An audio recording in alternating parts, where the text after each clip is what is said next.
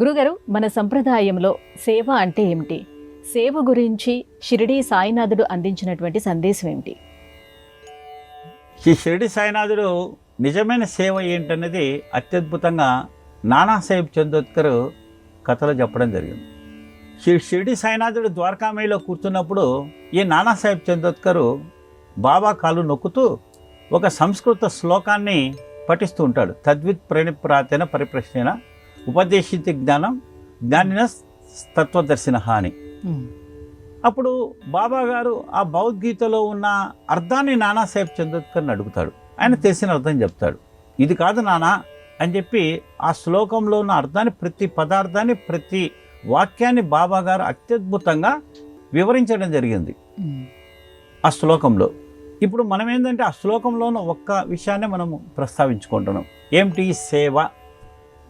ఆ శ్లోకంలో ఉన్న సేవ గురించి బాబా చెప్తాడు. శ్రీకృష్ణ పరమాత్ముడు తద్విత్ ప్రణిప్రాతేన అనే యొక్క భగవద్గీతలో ఉన్న శ్లోకము నానాసాహెబ్ చందోద్కర్ పఠించినప్పుడు ఆ సందర్భంగా బాబా సేవ అంటే ఏంటి అని చెప్పడం జరుగుతుంది.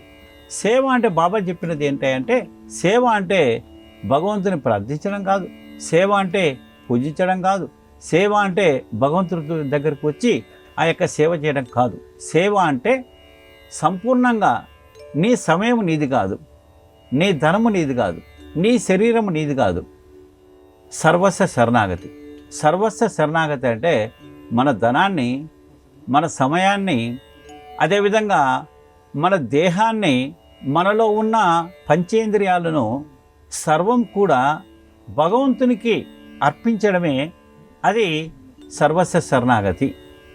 సాష్టాంగ నమస్కారం అంటే మనం చేసే సాష్టాంగ నమస్కారం చేస్తాం, అది పైకి చేసే సాష్టాంగ నమస్కారం. నిజమైన సాష్టాంగ నమస్కారం అంటే ఏమిటంటే నవవిధ భక్తులలో కూడా ఒకటి సాష్టాంగ నమస్కారం వస్తుంది.